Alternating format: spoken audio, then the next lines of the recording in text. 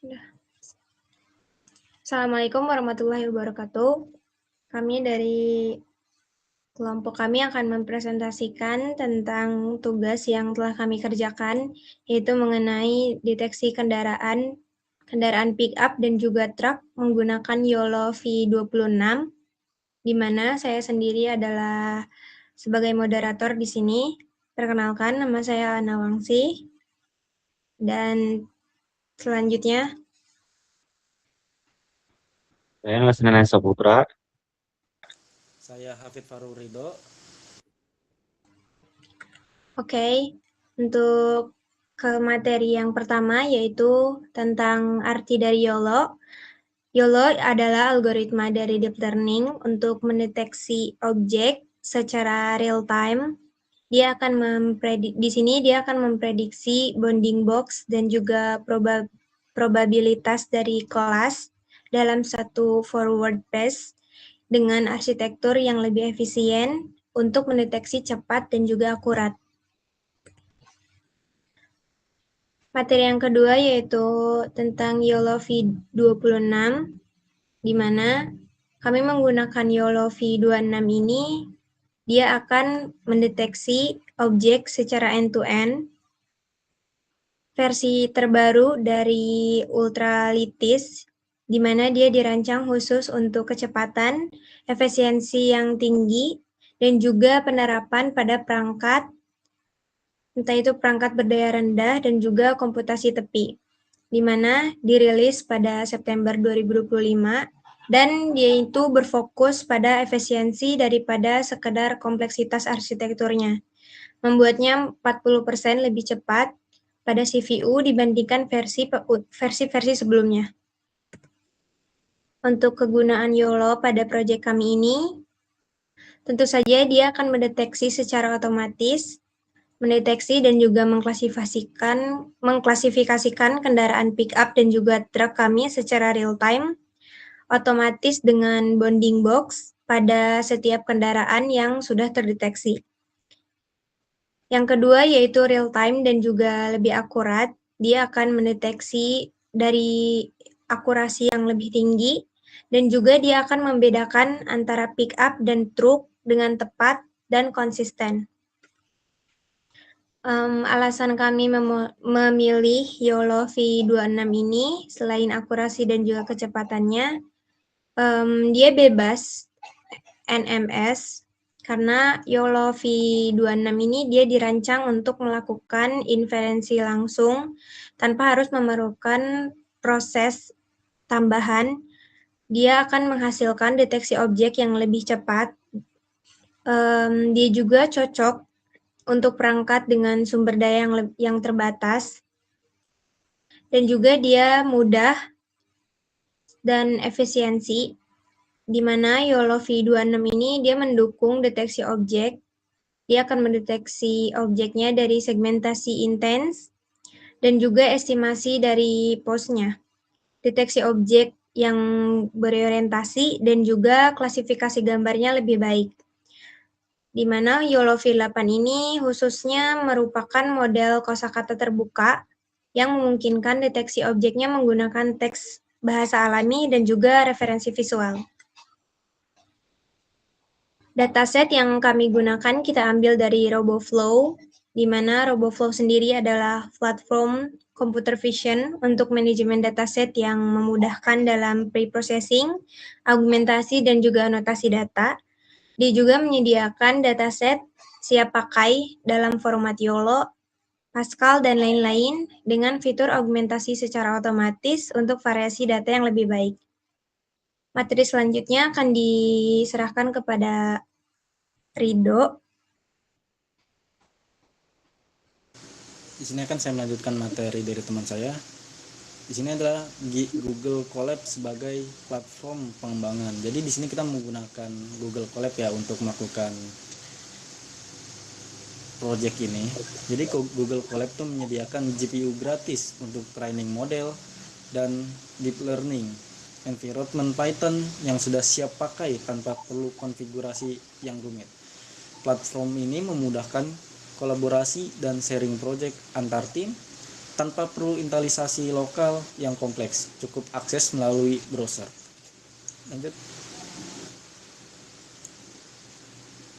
Selanjutnya proses anotasi bounding box. Jadi data diberi anotasi bounding box untuk pick up dan true menggunakan Maxence AI tool anotasi online yang user friendly. Format anotasi disesuaikan dengan YOLO V26 untuk kompatibilitas optimal. Hasil deteksi. Selanjutnya itu hasil deteksinya ada apa aja sih? Pertama ada matriks evaluasi. Jadi matriks ini mengukur ketepatan prediksi, rekal mengukur kemampuan menentukan semua objek, dan MAP sebagai metrik utama evaluasi deteksi kendaraan. Untuk materi selanjutnya akan dijelaskan oleh teman saya pada saudara Nelson, dipersilakan. Lupa di mute. Oke, di sini saya akan menjelaskan langsung dari kodenya aja. Di sini pertama kita install dulu RoboFlow-nya, yaitu untuk mencari dataset. Jadi kita nggak usah nyari dataset manual gitu, udah ada dari website, yaitu salah satunya itu RoboFlow. Nah, di sini itu untuk mengambil dataset pickup, mobil pickup. Sini kita import dulu RoboFlow-nya, baru diambil menggunakan YOLO 26. Di sini juga sama, bedanya di sini untuk truk. Ini untuk API ngambilnya langsung dari RoboFlow. Kita ambil langsung apa namanya tuh? Jadi nggak melalui file gitu, langsung aja dipakai kode. Nah, di bawah ini kita membuat struktur folder kurang lebih kayak gitu. Bentar.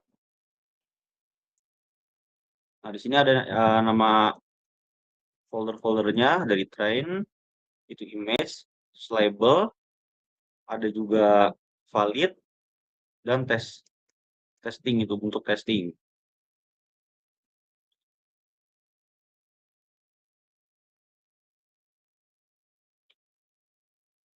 Nah, di sini tuh untuk menggabungkan juga merge ya, tuh menggabungkan antara dataset pickup dengan dataset truk.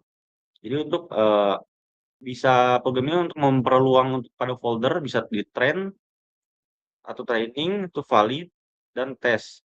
Nah, jadi di sini tuh bisa menambahkan kelas juga gitu. Jadi kelas yang 0 itu untuk pickup dan kelas 1 itu untuk truk. Lanjut yang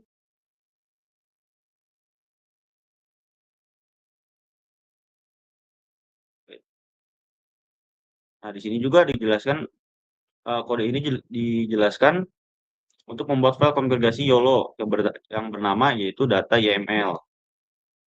Di sini untuk lokasi data untuk trainingnya yaitu ada di konten, dataset, training, image. Jadi ini ngebuat struktur folder juga. Terus ini kita namain juga pickup dan truck. Dan ini mempengaruhi ya untuk pickup di sini dan truk di sini gitu. Terus sebaliknya itu mempengaruhi juga. Lanjut kita juga di sini harus install Ultralinux. Nah, ini untuk menginstal apa namanya library YOLO dari Ultralinux gitu ya. Dan melakukan proses training model. Pertama program menginstal library Ultralinux. Library ini berisi implementasi YOLO modern yang digunakan untuk object detection. Nah, di sini kita ngambil model itu YOLO 26N. Nah, YOLO 26N-nya itu untuk mempermudah dan memperingan dan sekaligus mempercepat proses nge-epoch. Nah, karena epoch ini kita nyampe 50 epoch dan ukuran pixelnya itu 640 kali 640.